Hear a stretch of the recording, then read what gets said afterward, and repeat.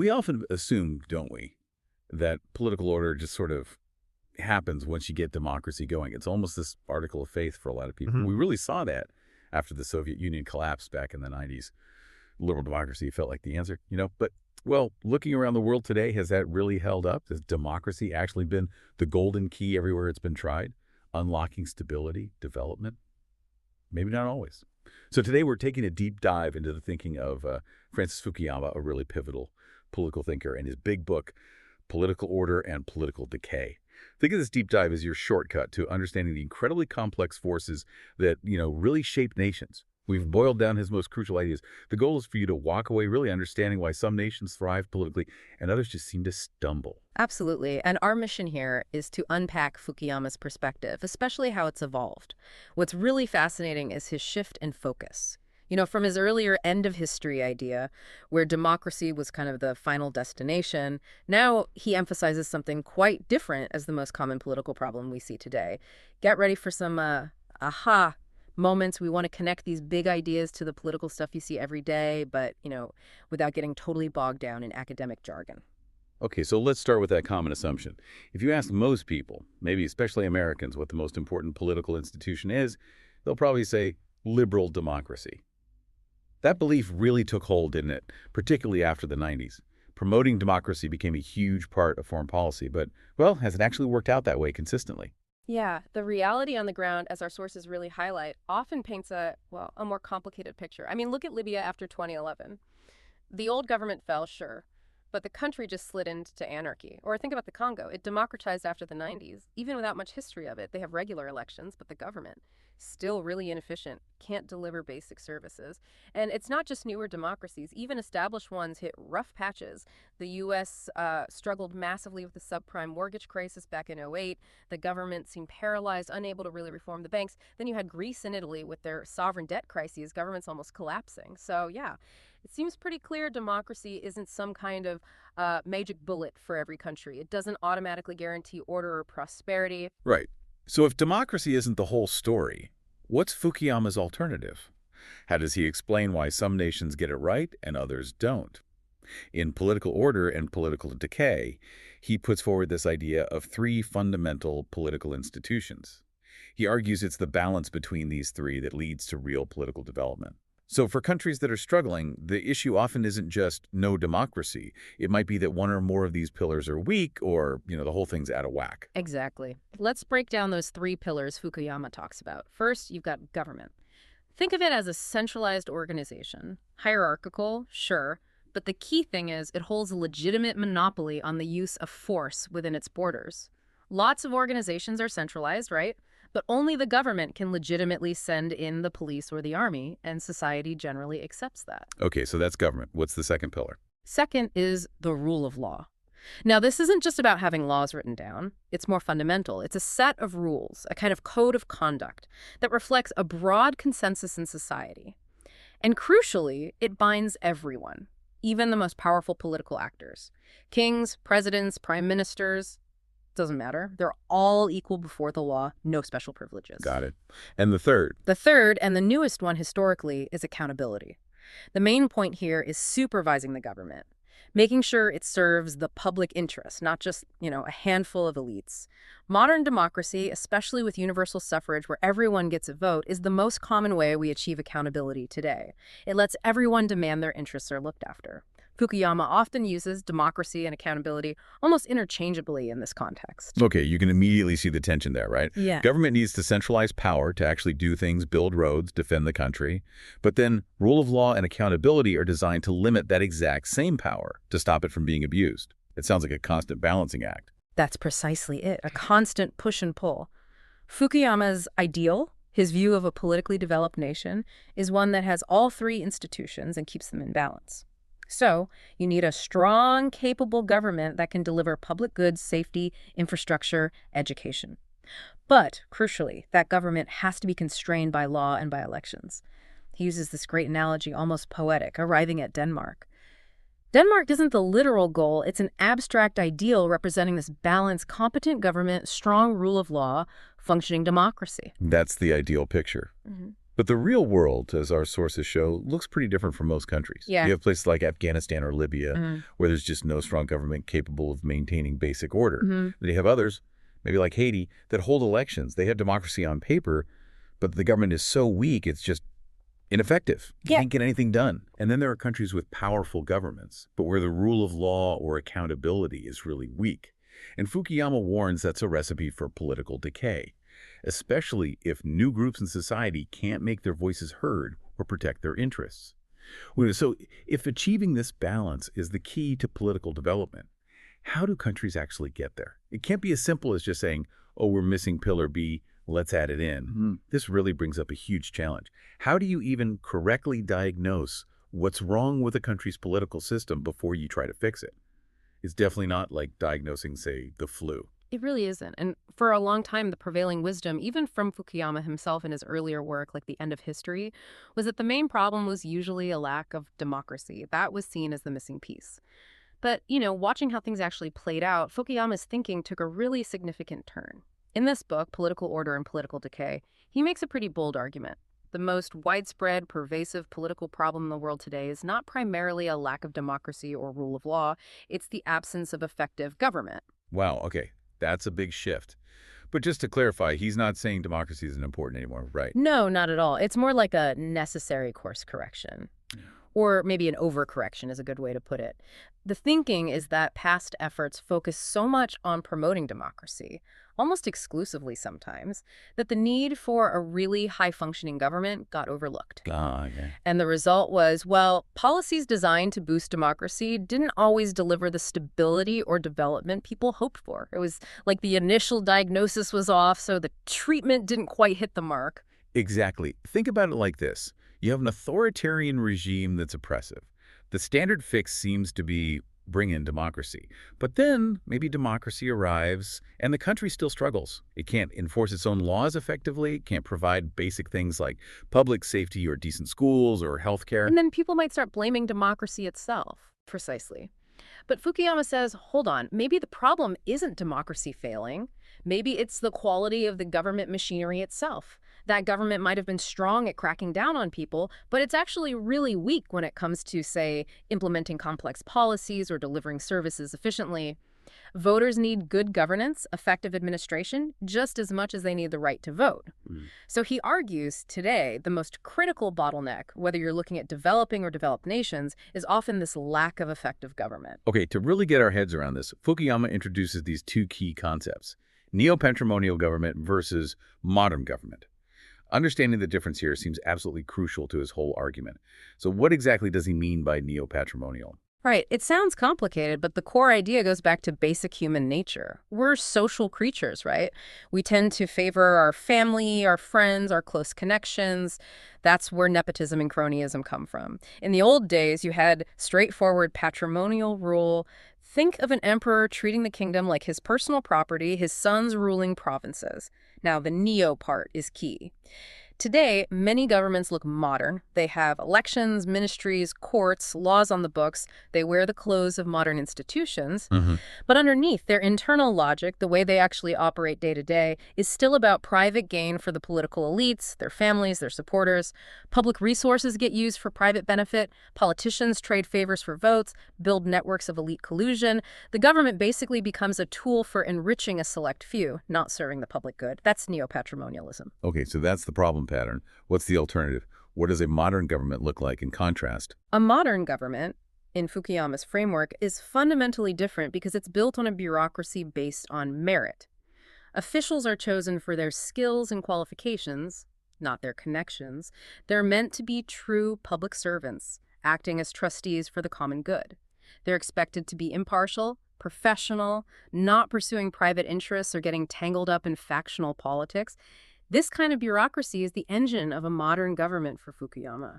What's really striking, and it may be a bit unsettling, is that Fukuyama argues this neo-patrimonialism isn't just something you find in, struggling developing countries. Exactly. That's a key insight. Of course, it's a huge issue in places like Afghanistan, which struggles just to maintain basic order. Or think of India. It's a massive democracy. But Fukuyama points out its government is often captured by political elites. This leads to incredible inefficiency. He gives the example of Indian courts being so backlogged that people literally die before their cases are ever heard. But then he points the finger at developed democracies too, like Greece and Italy. He argues their recent financial crises were, at their root, caused by neo-patrimonial practices. Government jobs became a kind of currency handed out by elites to buy votes. This led to bloated, inefficient public sectors, agencies stuffed with unqualified people, and ultimately massive budget problems.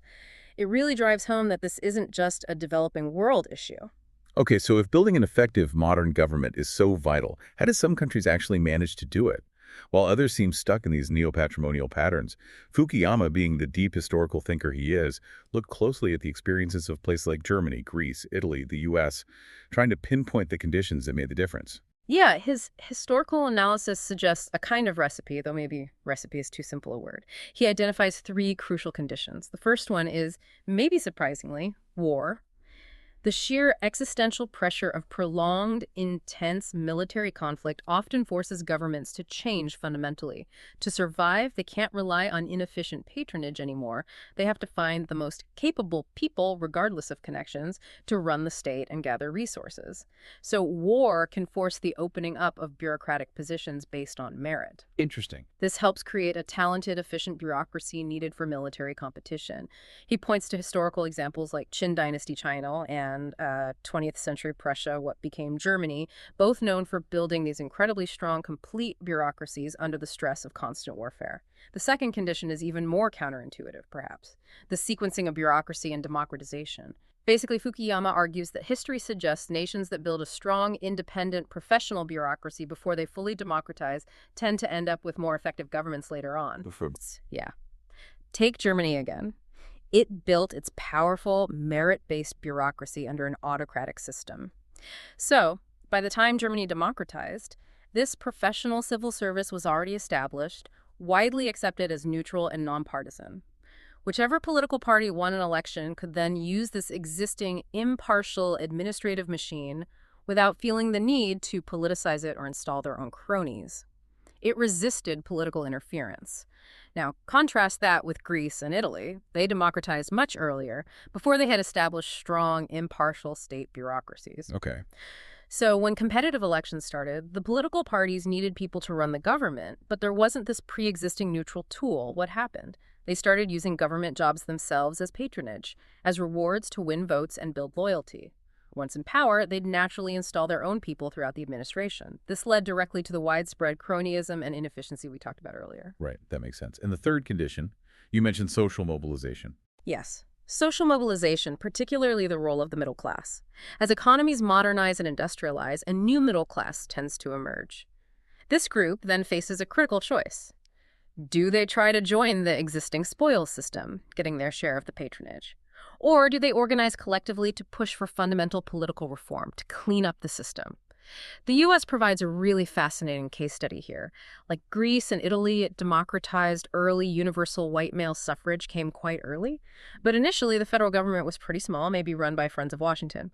As political parties grew stronger in the 19th century, they absolutely used the expansion of government jobs, think postmasters, city hall clerks, as patronage to win elections. It was very much a spoils system. But then, by the late 19th century, rapid industrialization and urbanization created a powerful new middle-class professionals, managers, educated urbanites. And crucially, they organized. They pushed back against the spoils system. They demanded reform, a professional civil service based on merit, insulated from politics. This was a huge political struggle in the U.S. It took about 40 years, Fukuyama estimates, from the late 1800s through the Progressive Era and up to Roosevelt's New Deal in the 1930s to largely eliminate patronage and build that modern, effective government. Now compare that again to Greece and Italy. They also experienced economic modernization and grew middle classes. But according to Fukuyama, they lacked similar, powerful, sustained reform movements pushing for this kind of change. He suggests this might be linked to their historical traditions, perhaps what he calls political apathy and low trust, which made it harder for broad coalitions to form and effectively demand reform. Okay, so we've talked a lot about how political order gets built, but what about the flip side? Political decay. It sounds like Fukuyama saying political development isn't a one-way street, not something you achieve and then you're done. Even strong nations can slide backwards. That's absolutely right, and it's a crucial refinement he makes to the concept of political decay, which came from his mentor, Samuel Huntington. Huntington mostly applied it to instability in newly independent developing countries struggling to build institutions. Fukuyama takes it further. He argues decay happens in developed nations too. Why? Because human nature doesn't change. The tendency for elites, even in established systems, to look out for their own interests, to bend the rules, that remains constant. So political development isn't a permanent state. It's this continuous tug of war, this dynamic struggle between that aspect of human nature and the institutions designed to constrain it. There are ups and downs over long periods. And quite provocatively, Fukuyama argues that a prime contemporary example of political decay in a developed nation is the United States. He suggests the U.S. has been experiencing a gradual institutional decline, particularly since the 1970s, even after it had largely overcome that earlier era of patronage. Wow. That's definitely a challenging claim, especially given how the U.S. is often viewed. So why does he argue this? What are the signs of political decay he sees in the U.S. system? He points to two main drivers. The first one is, well, deeply ironic, excessive institutionalization. Fukuyama makes the case that just as too little institutional structure is bad, leading to chaos or weak government, too much can also lead to decay. Too much. How does that work? Well, in the U.S. case, the system of checks and balances, all the different branches and levels of government, while designed with good intentions to prevent tyranny, has over time led to an explosion of complexity. Think about the sheer number of government agencies, the incredibly complicated rules and procedures for getting anything done. He uses the example of the U.S. tax system. Filing a return can be incredibly complex, often requiring professional help, taking months for refunds. It's opaque. Once these complex institutions and procedures are in place, they become incredibly difficult to change or streamline. Vested interests grow around them. The result, he argues, is a kind of institutional gridlock, a bloated, slow-moving, less efficient public administration. It's almost like there's too much law and democracy getting in the way, unnecessarily tying the government's hands. And this complexity then feeds into the second reason, the resurgence of neo-patrimonialism, but in a modern legalistic guise. Even with democracy and rule of law formally in place, Fukuyama argues the constraints on elite power can become more theoretical than real. Why? Because elite groups, with their superior resources, connections, and access to information, are better equipped to navigate this complex system and, crucially, use it legally to maximize their own interests. So this isn't the old-style cronyism like giving government jobs to buddies. Not exactly. It's more sophisticated. He talks about a kind of money for influence system that operates entirely within the bounds of the law. Think about interest groups making large campaign donations to members of Congress, perhaps with an unspoken expectation of favorable treatment down the line. Or politicians doing favors for powerful groups, hoping to secure future donations because, let's face it, running for office in the U.S. is incredibly expensive. Right. The public often senses this is happening, that the system is rigged in favor of special interests but feels powerless to stop it. Fukuyama suggests this feeling partly explained the appeal of someone like Donald Trump in 2016 when he claimed he was self-funding his campaign and wouldn't be beholden to donors. Another huge part of this is lobbying. Interest groups hire specialized firms, lobbying firms specifically to influence legislation and regulations. Consider the U.S. federal budget process. It's incredibly long, involves numerous committees and agencies. That creates countless points where organized, well-funded groups can exert influence. And the scale is just staggering. Fukuyama cites figures showing that in 1971, there were about 175 registered lobbying firms in Washington, D.C. by 2013. That number had exploded to over 10,000. It's a massive industry built around influencing policy for private gain. Okay, so if that's the diagnosis for U.S. political decay, too much institutional complexity, enabling a new kind of legalized patronage, what's Fukuyama's prescription? How does he suggest fixing it? He basically says, well, fix what's broken. Rebalance the institutions, presumably by strengthening government capacity while maybe streamlining some of the checks and balances and finding ways to curb the influence of money. It sounds logical, but maybe deceptively simple. How practical is that? And that, right there, is where you hit the wall regarding the practical application of Fukuyama's analysis. His framework for understanding the problem is incredibly insightful, intellectually powerful. But when it comes to solutions, especially for a complex, entrenched system like the U.S., the path forward is incredibly difficult. Think about those vested interests we just talked about. Remember that figure, over $3 billion spent on lobbying in just 1 year? How do you overcome that kind of entrenched power and money dedicated to maintaining the status quo, or even bending it further in their favor? Yeah, you can't just snap your fingers. Exactly. You can't just decide to start a war to force bureaucratic efficiency like in the historical examples. The real one constraints the political gridlock, the massive amounts of money involved, the sheer difficulty of reforming complex institutions make his prescriptions very hard to implement. This leads to the common criticism you hear, that Fukuyama's analysis is brilliant, maybe good in theory, but ultimately useless in practice because it doesn't offer readily achievable solutions to the problems it identifies so clearly. Okay, wow. Let's try to pull this all together. We've taken quite a journey through Francis Fukuyama's big ideas in political order and political decay. We've seen how he really pushes back against the simple idea that just installing democracy is the magic key to political success. Instead, he paints this much more nuanced picture of a delicate, dynamic balance needed between three core institutions. You need effective government, you need the rule of law, and you need accountability. Right. So, to quickly recap the main takeaways for you listening, first, genuine political order and development require that balance. You need a government that's strong enough to actually govern and provide public goods, but it must also respect the rule of law and be genuinely accountable, usually through elections, to the people it governs. Second, and this is maybe Fukuyama's biggest contemporary point, the most critical problem facing many nations today, both developing and developed, often isn't a lack of democracy per se, it's the lack of effective modern government. This richness is frequently hidden behind neo-patrimonial practices, where the state apparatus basically serves private or elite interests instead of the public good. Third, building that effective, modern government isn't easy. It's a tough historical process. Key factors seem to be things like the pressure of war, getting the sequencing right, building a strong bureaucracy before full democratization helps, and having active social movements, often led by the middle class, pushing for reform. And finally, remember that political decay is an ongoing threat. It's not just a problem for fragile states. Even seemingly stable, developed nations like the US aren't immune. They can fall prey to problems like, ironically, too much institutional complexity, or the quiet resurgence of new forms of patronage and elite capture operating within the legal system. And here's where it gets really thought-provoking, I think. If the very systems and rules we design to ensure checks and balances, to ensure public representation, can themselves become so complex, so labyrinthine, that they end up actually fielding elite self-interest and hindering effective governance. Well, what does that tell us? What does it mean for the prospects of real political reform, not just in a place like the U.S., but maybe globally? It really raises a fundamental question for you, the listener. As you look at the political world around you in your own country or internationally, what stands out? How do Fukuyama's ideas about balance, effective government, and decay resonate with what you observe? And maybe one final thought to leave you with. In this age of incredible complexity, think about information itself. Information can be a tool for empowering citizens, for holding power accountable, but it can also be used by well-resourced elites to navigate those complex systems to their advantage, maybe even to obscure what's really going on.